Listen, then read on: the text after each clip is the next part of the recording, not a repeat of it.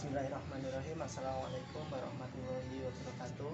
Salam bahagia dan semoga kesehatan menyertai kita semua. Saya Fajar Wahyu Nugroho, peserta program komputer dasar Yayasan Mitra Netra angkatan tahun 2021. Mohon izin mempresentasikan hasil tugas akhir saya, yaitu mengenai Kabupaten Karanganyar.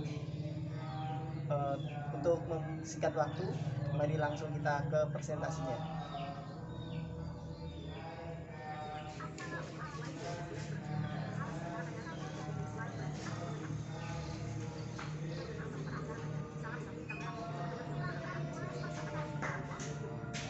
Mengenal Kabupaten Karanganyar, salah satu kabupaten di Jawa Tengah yang terkenal akan destinasi wisatanya. Kesejukan hawa pegunungan, hijaunya pepohonan yang memberikan keteduhan, membawa kedamaian hati bagi siapa saja yang menikmatinya.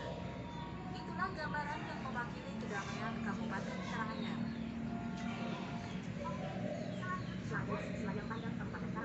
Tentang Kabupaten Karanganyar. Kabupaten Karanganyar itu sendiri merupakan salah satu daerah atau kabupaten yang berada di samping timur kota Solo. Letak Karanganyar ini sendiri berbatasan dengan sebelah timurnya Karanganyar itu berbatasan langsung dengan Kabupaten Ngawi dan Kabupaten Magetan, Jawa Timur. Sebelah utaranya berbatasan langsung dengan Kabupaten Sragen, dan sebelah selatannya berbatasan langsung dengan Kabupaten Wonogiri dan Sukoharjo, sedangkan sebelah barat berbatasan langsung dengan Kota Solo dan Kabupaten Boyolali. Kabupaten Karanganyar didominasi oleh dataran tinggi atau pergunungan. Karena kondisi reliefnya yang kebanyakan dataran tinggi, maka tentu akan banyak objek wisata yang ada di Karanganyar.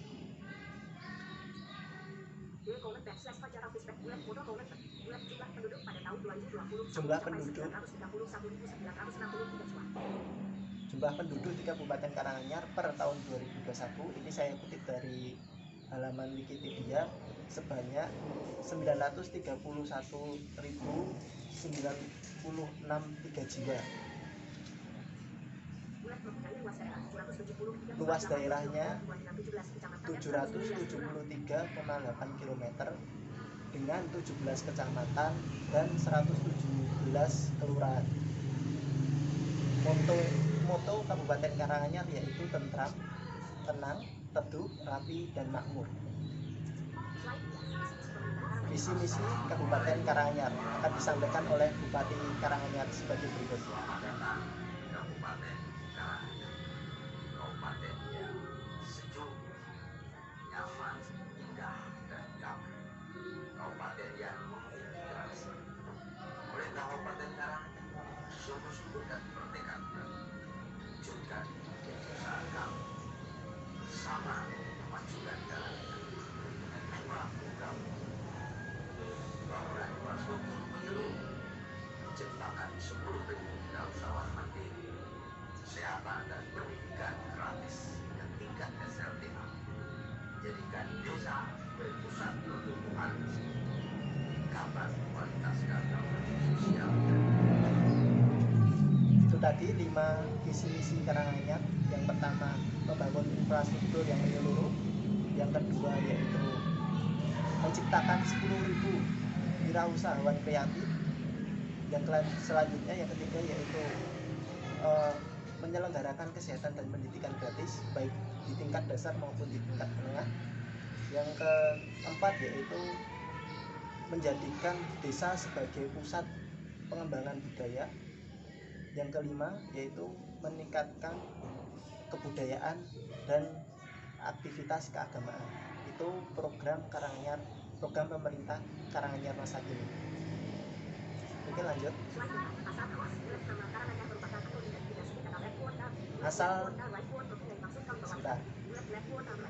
Asal kata Karanganyar atau asal nama Kabupaten Karanganyar itu diambil dari 3 suku kata: Karang, dan Anyar. Ka itu bermaksud kawibawanipun kawibawan ingkang dipun gayuh, yang artinya kewibawaan yang akan diraih atau dicita-citakan. Yang kedua rang itu dari kata rangkepanipun lahir dan batin ulung lan wahyunipun sampun turun menurun, yang artinya itu kurang lebih rangkapan lahir dan batin ulung dan wahyunya sudah turun menurun. Yang ketiga yaitu anyar itu bermaksud badhe nampi perjanjian anyar enggal wini sudah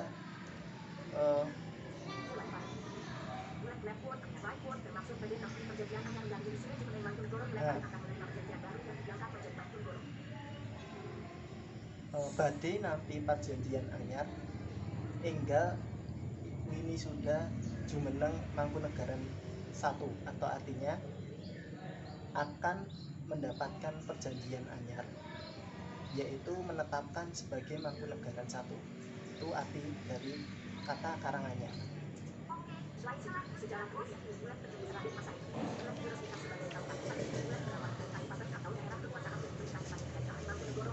Ini sejarah Kabupaten Karanganyar. Kabupaten Karanganyar menurut sejarahnya itu ada dua versi. Yang pertama yaitu versi tradisional, yang kedua versi historiologi atau ilmu ditinjau dari ilmu sejarah. Tapi secara umum Kabupaten Karanganyar itu namanya atau pendiriannya dicetuskan oleh Raden Masaid yang sering dikenal dengan Sambernyawa, yaitu seorang raja di kerajaan Mangkunegaran Solo. Menurut versi tradisional atau sejarah yang disampaikan oleh masyarakat, legenda yang berasal dari cerita-cerita masyarakat menceritakan bahwa Karanganyar itu terbentuk karena dulu ada namanya Ki Ageng Karang. Ki Ageng Karang adalah istri dari Pangeran Diponegoro, tapi ini bukan Pangeran Diponegoro yang pejuang itu, bukan. Pangeran Diponegoro yang berasal dari Kasunanan Surakarta. Namanya sama, tapi orangnya berbeda dengan Diponegoro yang sebagai pejuang pahlawan pejuangan itu, bukan. Nah, Ki Ageng Karang ini sendiri itu ceritanya karena Kasunanan Surakarta mendukung kepada Belanda, Ki Ageng Karang ini keluar dari kerajaan. Dia mengasingkan diri di dukuh kecil yang bernama Karang. Nah, ketika pengasingan itu dia melakukan pertapaan, dan dalam pertapaan itu dia mendapatkan wangsit, cara-caranya seperti itu, akan didatangi oleh seorang pria yang kelak akan menjadi raja di daerah tersebut. Singkat cerita, akhirnya ada seorang pria datang ke dukuh tersebut dan bertemu dengan Ki Ageng Karang. Nah, dari pertemuan inilah Ki Ageng Karang yakin bahwa dia nanti yang akan ditemui itu akan menjadi raja di daerah tersebut. Nah, yang ditemui itu ternyata adalah Pangeran Sambernyawa atau Raden Masaid. Kemudian dari pertemuan itulah Raden Masaid mulai menyusun rencana dan membangun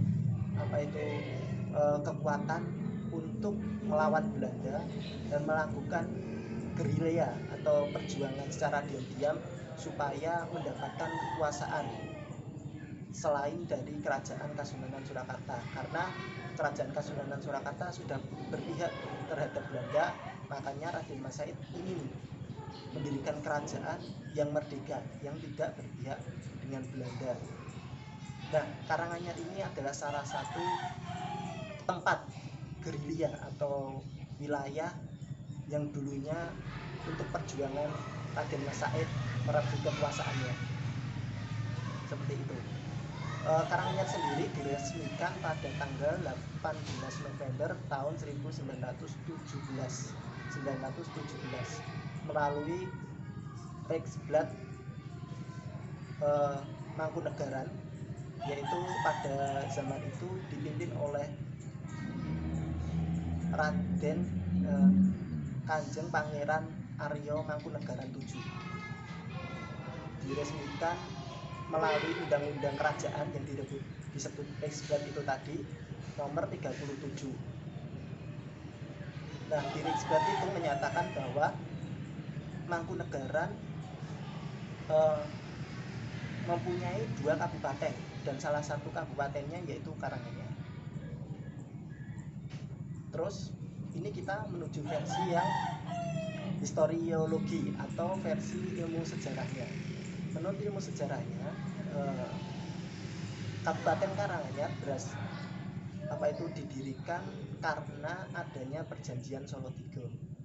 Perjanjian Solo Tigo itu di tahun 1757 yang membagi 2 wilayah kekuasaan di wilayah Solo dan sekitarnya. Dulu kan daerah itu Solo dan sekitarnya itu hasil perjanjian Briandi diserahkan ke Kerajaan Kasunanan Surakarta, sedangkan di Jogja itu Kesultanan Yogyakarta. Nah, dari Kasunanan Surakarta ini dibagi menjadi 2, Kasunanan Surakarta dan Mangkunegaran. Nah, karena perjanjian Solo Tigo inilah, wilayah Surakarta dibagi menjadi 2 kekuasaan. Yang pertama kekuasaan Kesultanan Surakarta dan Kerajaan Mangkunegaran. Kerajaan Mangkunegaran itu semacam kerajaan kecil di bawah Kasunanan, tapi dia tidak di bawahnya langsung, cuma bagian kecil aja. Untuk pemerintahannya, otonominya tetap Mangkunegaran mempunyai otonomi dan pemerintahan sendiri gitu. Nah, dari perjanjian Salatiga inilah dibagi kekuasaan. Karanganyar mendapatkan wilayah sebesar 4.000 karyo. 4.000 karyo itu kalau sekarang dulu itu hitungannya penduduk, bukan kalau sekarang kan meter, 4.000 kilometer atau 4.000 meter gitu ya kalau batas wilayah. Kalau dulu enggak, namanya 4.000 karyo. Itu didasarkan oleh pertumbuhan penduduk atau perkembangan penduduk di wilayah tersebut. Itu yang versi historiologinya atau ilmu sejarahnya. Oke, lanjut.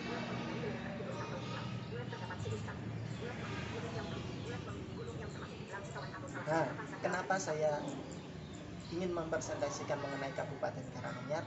Karena Karanganyar memiliki keunikan tersendiri yang mungkin di daerah-daerah lain jarang ditemukan atau bahkan tidak ditemukan.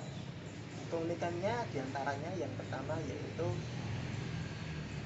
Karanganyar itu memiliki wilayah enklave atau wilayah yang terputus. Maksudnya biasanya kan ada zona ekonomi eksklusif. Nah, Karanganyar itu mempunyai namanya wilayah ekonomi eksklusif atau WEE gitu.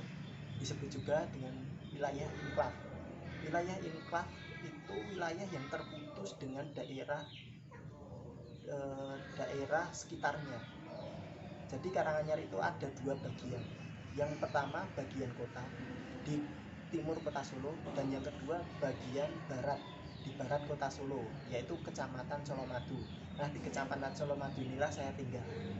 Kenapa bisa terputus? Karena tidak ada satu tempat pun yang menghubungkan antara Karanganyar kota dan Kecamatan Colomadu. Kecamatan Colomadu ini satu-satunya kecamatan di Karanganyar yang tidak mempunyai hubungan sama sekali dengan kota Karanganyar. Jadi wilayahnya terputus, dibelah di tengah-tengahnya mereka itu ada kota Solo. Ada kota Solo di tengah-tengahnya dan tidak ada daerah yang menghubungkan. Itu namanya wilayah enklave. Saya tidak tahu ya kenapa bisa terbagi seperti itu. Tapi unik menurut saya, karena di daerah lain itu biasanya kan walaupun daerahnya besar tapi nggak ada yang terputus. Mungkin besar tapi ada sambungannya gitu loh. Tapi di Karanganyar itu tidak. sama sekali antara Colomadu dan Karanganyar pusat pemerintahan itu nggak ada sambungannya sama sekali. Itu uniknya Karanganyar. Yang kedua yaitu mempunyai candi yang unik. Di Karanganyar banyak sekali candi peninggalan kerajaan Majapahit seperti Candi Suku dan Candi Cetro. Nah, candi-candi itu berbeda dengan candi-candi yang lain. Perbedaannya apa nanti akan saya presentasikan di slide berikutnya. Yang ketiga yaitu keunikannya di Karanganyar ada namanya Gunung Lawu. Gunung Lawu ini adalah salah satu gunung yang dikeramatkan di wilayah Surakarta dan sekitarnya. Bahkan setiap satu suro atau setiap pergantian tahun Jawa, satu Muharram kalau bahasa Arabnya, apa itu tahun Arabnya, itu di kerajaan Solo dan Jogja, Kasunanan Surakarta dan Kesultanan Yogyakarta akan mengadakan tradisi namanya Wilujengan dan Caos Sesaji. Nah, ini adalah upacara untuk mensyukuri atas nikmat-nikmat yang telah diberikan dengan upacara pemberian sesaji. Biasanya dilakukan di tempat sekawan atau tempat penjuru.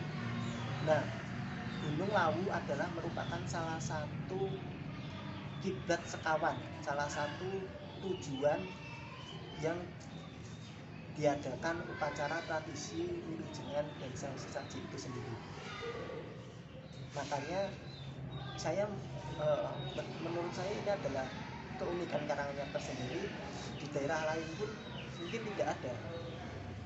4 kiblat sekawan itu hanya ada di Gunung Lawu, Gunung Merapi, terus pantai selatan, sama hutan Kerdowahono. Itu saja. Saking sakralnya Gunung Lawu di kalangan keraton dan masyarakat Surakarta, di Gunung Lawu ini banyak sekali makam-makam para raja kerajaan di Kota Solo maupun Yogyakarta. Di Karanganyar juga ada makam presiden kita yang kedua yaitu Soeharto. Ada Astana Giri Bangun, Astana Mengadek, Astana Giri Layu dan sebagainya. Banyak sekali makam-makam bangsawan dan raja-raja di daerah Solo dan Yogyakarta yang dimakamkan di Gunung Lawu ini sendiri. Gunung Lawu memang terkenal keramatnya. Mungkin banyak yang sudah tahu akan mitos-mitos dan kesakaran Gunung Lawu itu sendiri. Ini mungkin banyak dimiliki daerah lain, gunung-gunung keramat, tapi gunung keramat yang untuk upacara keraton salah satunya adalah Gunung Lawu.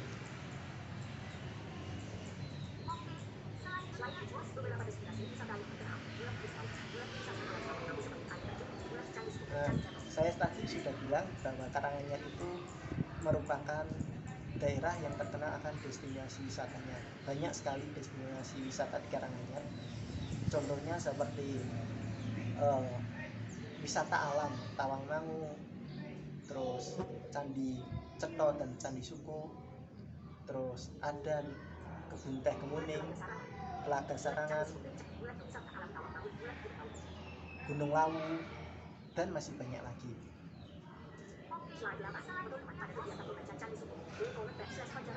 Ini slide 8 saya tampilkan sebuah foto. Fotonya itu adalah seorang teman saya yang baru mengikuti kegiatan baca candi di Candi Suko. Waktu itu saya diajak sih, cuma karena saya masih ada di Pelada dan saya tidak bisa keluar kemana-mana, tidak diizinkan keluar dan main rekreasi kemana-mana, saya tidak bisa mengikuti acara ini. Ini kegiatan membaca candi. Membaca candi yaitu mengetahui sejarah candi itu sendiri dan meraba langsung bentuk-bentuk candi. Karena kan membaca ya, Sedangkan kalau tunanetra itu membacanya kan menggunakan tangan, bukan melihat. Makanya dia meraba-raba candi itu salah satunya, biar tahu bentuk dan relief candi itu sendiri itu bagaimana. Nah, ini kegiatan teman saya di Candi Subuh. Kenapa saya masukkan ke presentasi? Karena candi di Karanganyar seperti Candi Subuh dan Candi Cetong itu adalah unik, berbeda dengan candi-candi yang lain. Secara bentuk candi ini trapesium. Kalau candi-candi yang lain kan ya seperti candi pada umumnya itu. Tapi ini beda, candinya bentuknya trapesium. Selain itu apa? Di Candi Subuh itu yang unik ada semacam relief yang berbentuk alat reproduksi manusia secara vulgar. Nah, inilah keunikannya yang ingin saya sampaikan. Karena apa? Di candi-candi yang lain itu nggak ada yang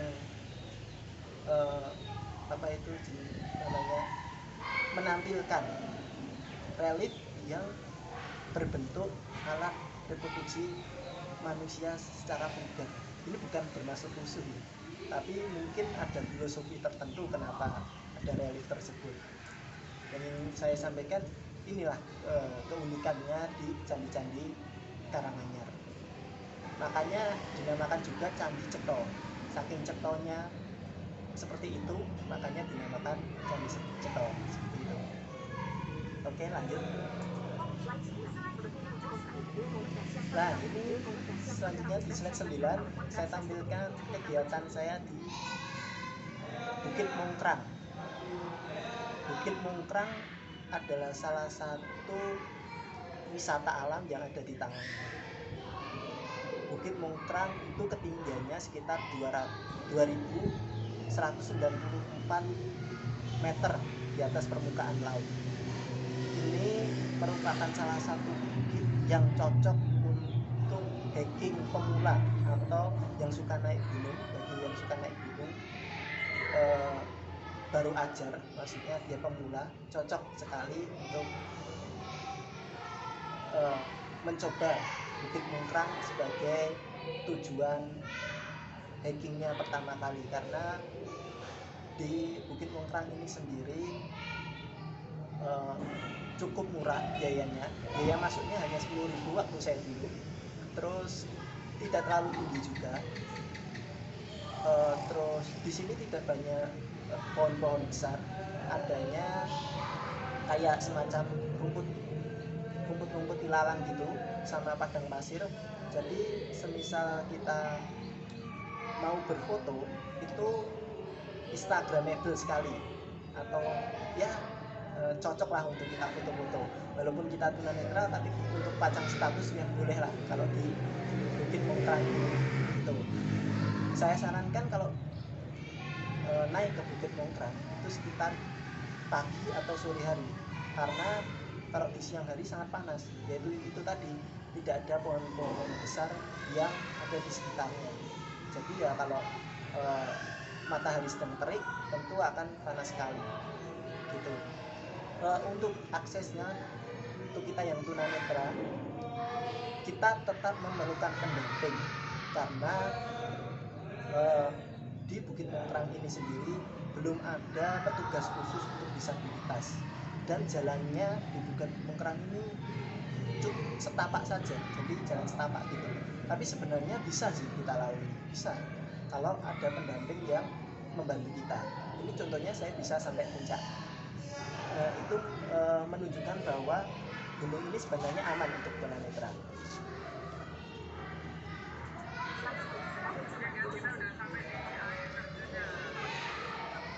Selanjutnya adalah Grojogan Sewu.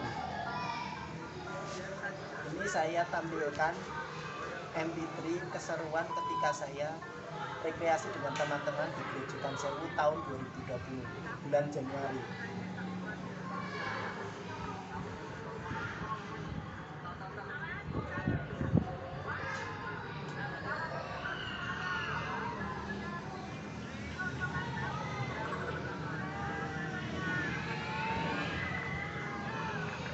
Nah, ini di Grojogan Sewu merupakan salah satu tempat wisata yang terkenal di Karanganyar. kenapa dinamakan Grojogan Sewu?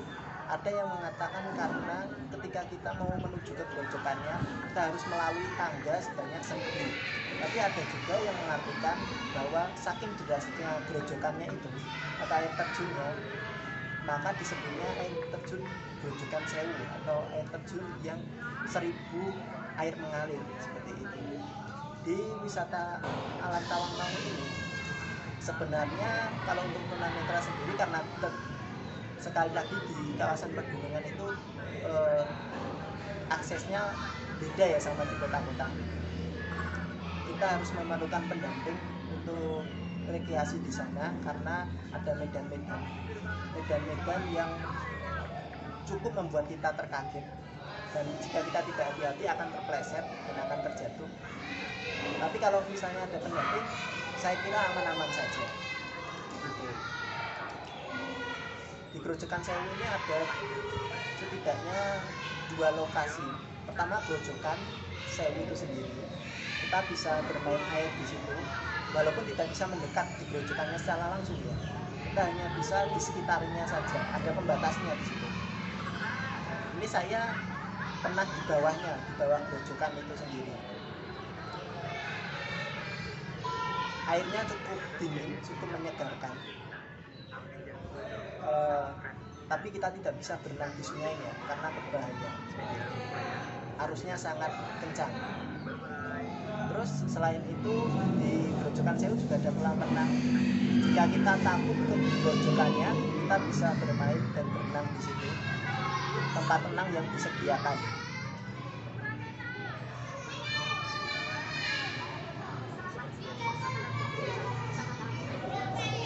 Oke, kalau tadi kita membicarakan mengenai wisatanya, nah sekarang kita akan membicarakan tentang makanan yang sering dicari di tempat wisata. Karanganyar itu tidak mempunyai makanan khas, tapi ada makanan-makanan yang terkenal di wisata-wisata Karanganyar, seperti sate kelinci, sate landak, molen Tawangmangu, dan durian matese. Sate kelinci, sate landak ini kalau kita ke Karanganyar pasti akan menemukan banyak pedagang di sana. Dan rasanya saya kira dengan sate kelinci di daerah lain itu berbeda, karena di sini sate kelincinya itu ya namanya sate seperti biasa, bumbunya pakai bumbu kacang, terus ada kecapnya juga, dan uniknya itu biasanya dimakannya menggunakan daun pisang. Terus ada juga namanya molen Tawangmangu. Molen itu seperti roti tapi dalamnya pisang yang digoreng. Nah, kalau molen-molen biasanya besar dan berbentuk lonjong gitu ya. Kalau di Tawangmangu ini molennya kecil-kecil, berbeda dengan bentuk-bentuk molen pada umumnya. Selain itu ada namanya durian Tawangmangu, durian metese. Durian metese ini duriannya teksturnya besar gitu dan sangat manis. Ini sering dicari wisatawan di daerah ketika kita naik mau ke Tawangmangu atau daerah metese.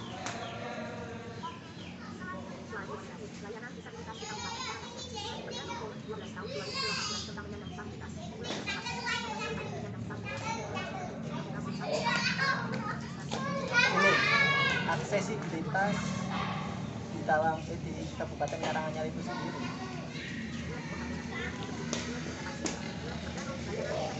Maaf, sebelumnya saya akan membahas tentang pelayanan disabilitas di Kabupaten Karanganyar. Di Kabupaten Karanganyar sebenarnya pemerintahnya sudah mendukung dan ramah akan disabilitas. Dibuktikan dari dibentuknya Perda Peraturan Daerah Nomor 12 Tahun 2018 tentang penyandang disabilitas. Ini turunannya Undang-Undang Nomor 8 Tahun 2016.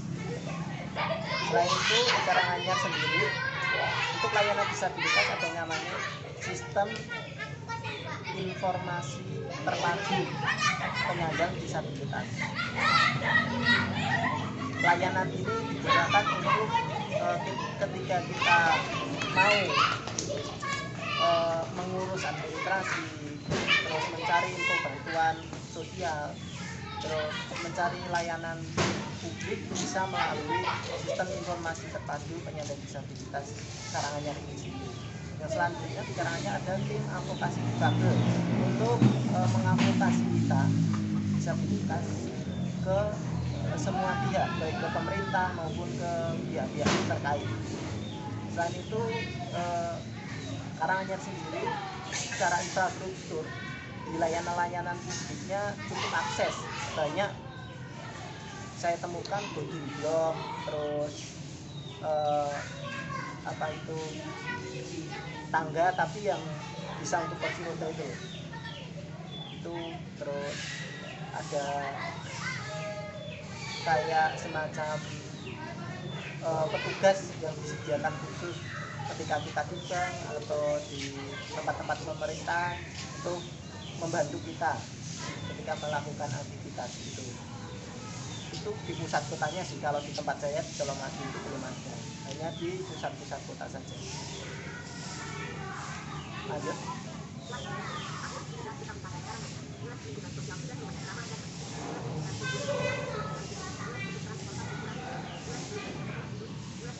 Ini aksesibilitas di Karanganyar sendiri secara infrastruktur seperti saya yang jelaskan tadi cukup mendukung.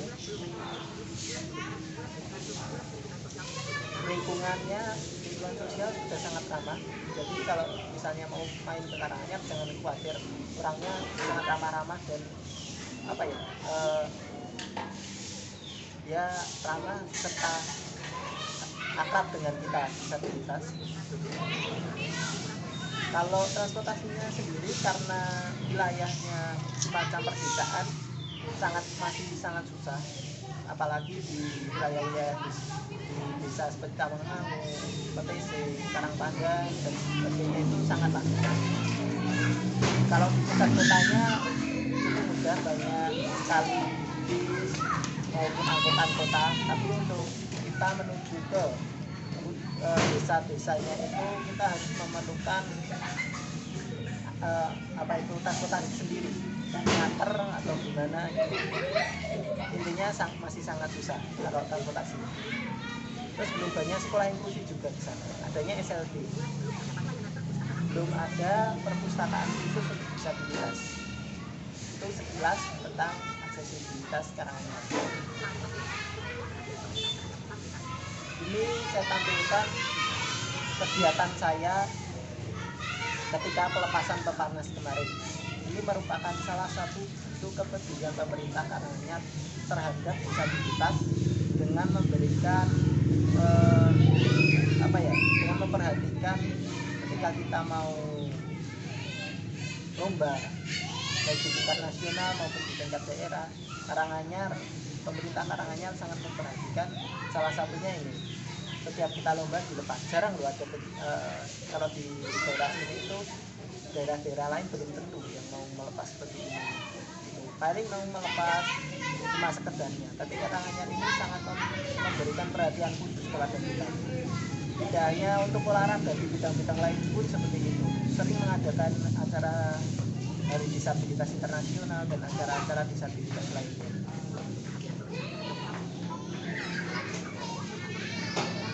Terakhir yang akan saya jelaskan yaitu tentang pemerintah Karanganyar. Jadi mungkin presentasi ini kurang jelas atau bagaimana, dan ada yang mau mencari informasi mengenai Kabupaten Karanganyar itu sendiri, bisa langsung kunjungi beberapa kontak pemerintah Karanganyar sebagai berikut. Yang pertama itu website Karanganyar, website resmi pemerintah di www.karanganyarkap.go.id. Yang selanjutnya Instagramnya @Kabupaten Karanganyar, Twitternya @karanganyarkap. Dan kalau misalnya ingin tanya-tanya, ada layanan namanya Safamas, Sarana Pelayanan Masyarakat, yaitu di nomor 081 126 29999, 9-nya 4 kali. Mungkin demikian yang dapat saya sampaikan, itu sekilas info mengenai Kabupaten Karanganyar. Saya mohon maaf atas banyak kekurangan dan kesalahan, baik ketika saya menyampaikan presentasi maupun ketika saya mengikuti pembelajaran selama ini. Saya mohon maaf yang sebesar-besarnya. Terima kasih banyak atas perhatiannya, dan terima kasih atas segala ilmu yang telah diberikan, terutama kepada Mas Suryo sebagai guru saya. Semoga Yayasan Mitra Neta semakin maju, semakin sukses, dan semakin bermanfaat, bisa memberikan kemanfaatan bagi disabilitas netra di Indonesia lebih banyak lagi. Cukup sekian dari saya. Terima kasih dan salam sukses. Assalamualaikum warahmatullahi wabarakatuh.